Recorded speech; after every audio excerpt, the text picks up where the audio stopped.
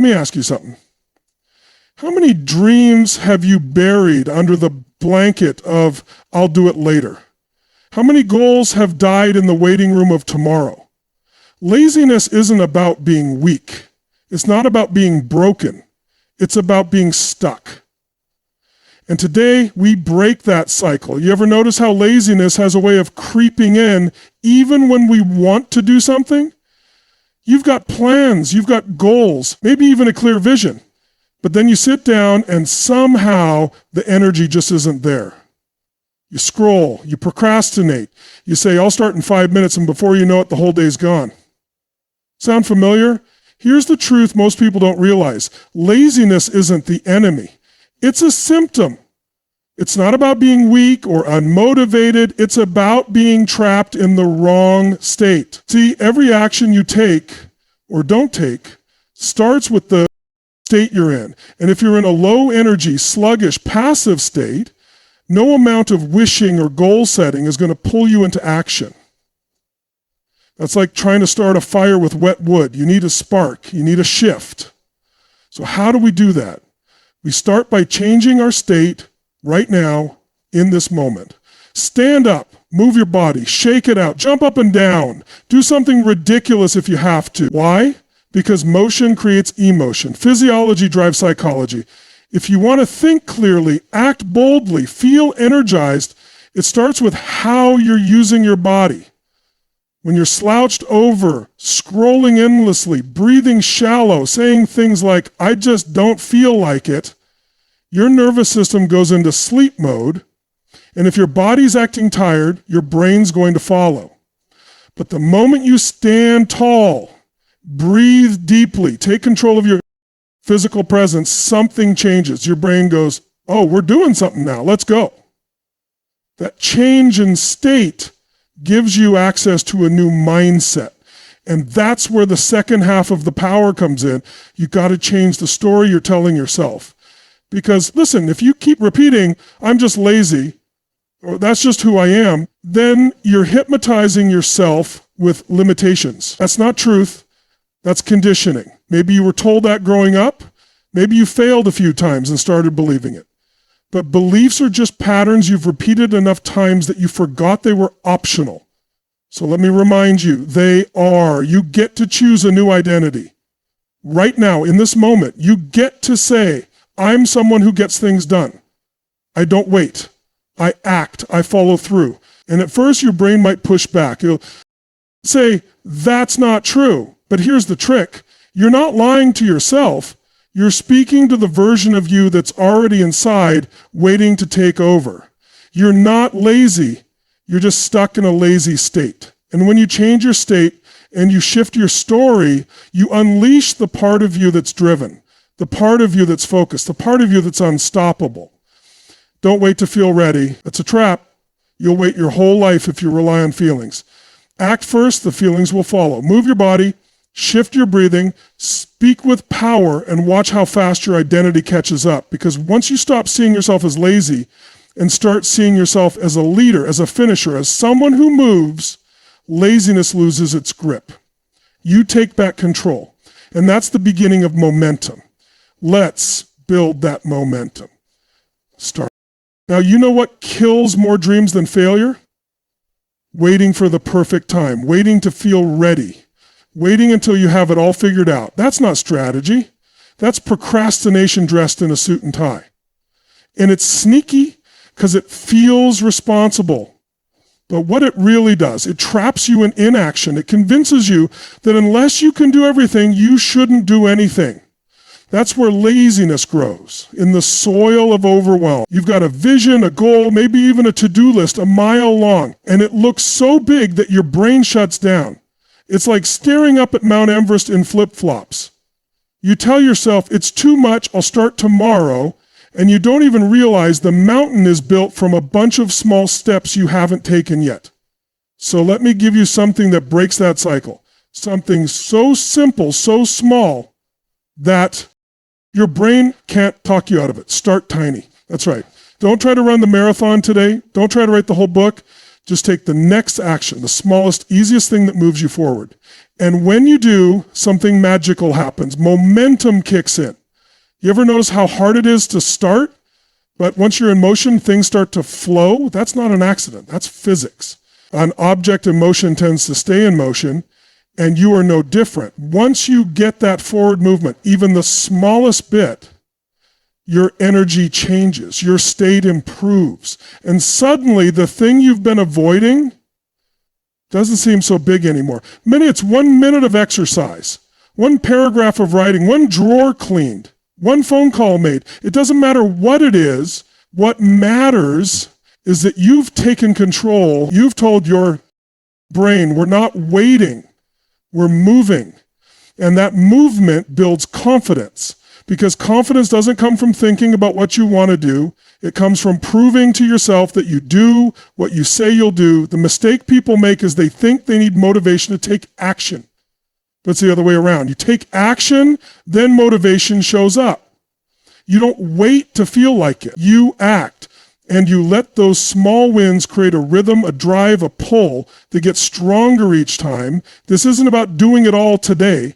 This is about doing what you can right now, because if you keep waiting for the big moment, the stars to align, the perfect mood, you're going to look back in 5 years and realize you were always just one tiny step away from changing everything.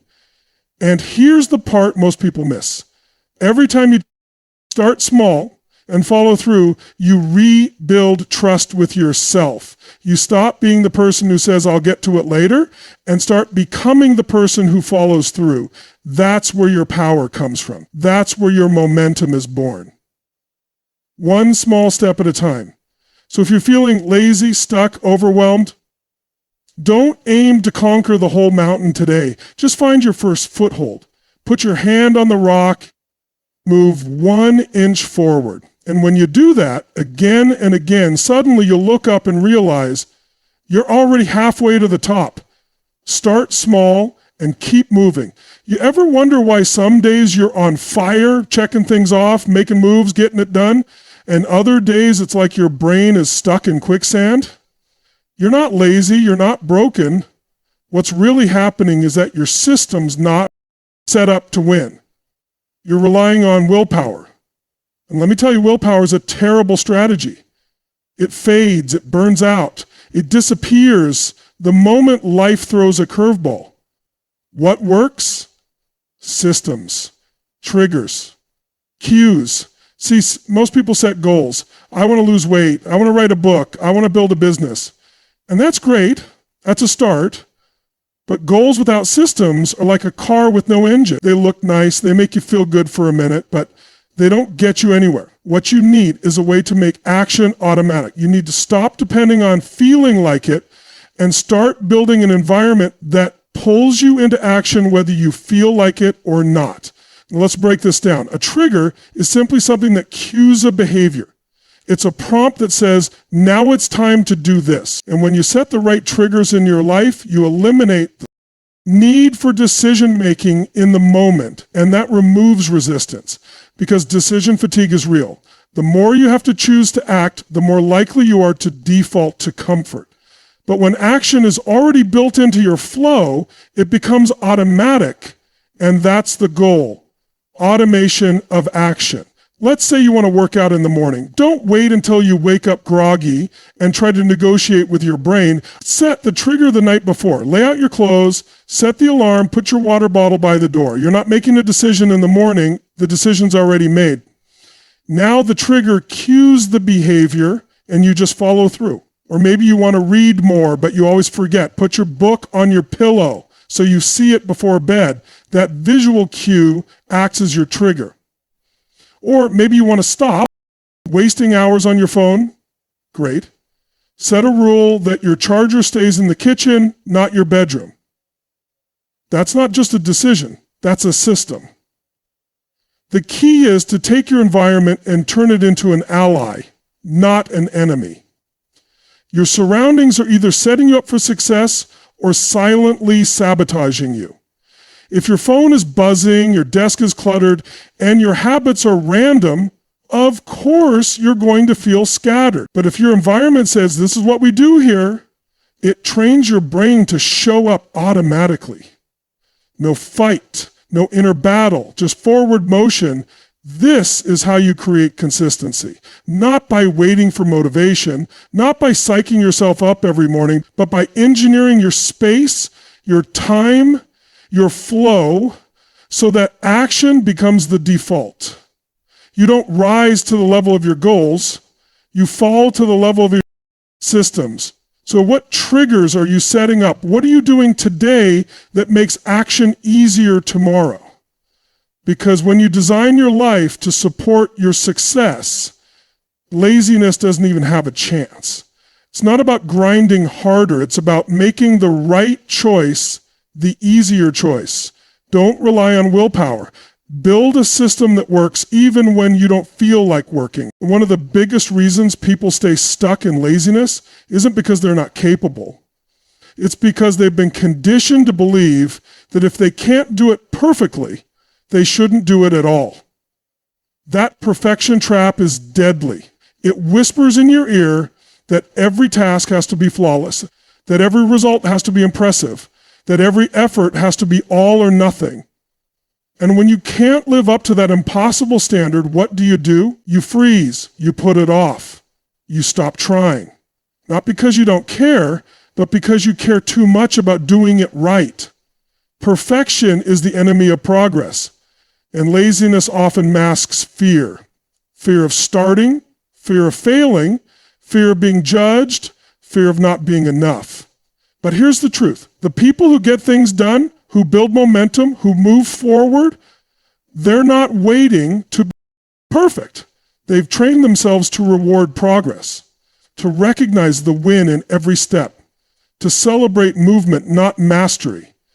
You've got to shift your focus. Stop asking, did I do it perfectly? And start asking, did I do it at all? Because doing something, however small, beats doing nothing. Every single time. Maybe the workout wasn't intense, but you showed up. Maybe you only wrote half a page, but the page exists now. That matters. That counts. That's progress. And progress is what builds belief. See, when you reward perfection, you create pressure. You put yourself in a constant performance mindset, and that's exhausting. But when you reward progress, you create momentum. You reinforce action. You start to enjoy the process instead of obsessing over the outcome. Think about it. When a baby takes its first step, we don't scold it for falling. We cheer. We celebrate. We get excited, not because the step was perfect, but because it was a step. Somewhere along the way, we stopped doing that for ourselves. We started demanding flawless execution before we even got started. That stops now. You want to beat laziness? Give yourself permission to be imperfect. Take messy action. Be willing to do it badly at first, because that's how every expert, every champion, every high performer began. Not with perfection, but with progress stacked over time. And here's what's beautiful. The more progress you make, the more motivated you become. That small burst of pride, that little sense of I did it, it starts to rewire your identity. You stop seeing yourself as someone who procrastinates and start seeing yourself as someone who follows through. Not because you always crushed it, but because you always kept going. So set yourself up to win. Break your tasks down. Celebrate small victories. Talk to yourself like you would a teammate or a close friend. Encourage, don't criticize. Because the fastest way to kill momentum is self-judgment. And the fastest way to create it is by acknowledging effort, even when the result isn't perfect. And if you fall off track, no shame, no guilt, just return. That's the real power. Not in being perfect, but in coming back again and again and again. That's what builds resilience. That's what builds trust in yourself. And that's what crushes laziness at its root. Reward the step, not just the finish, and watch how far you go.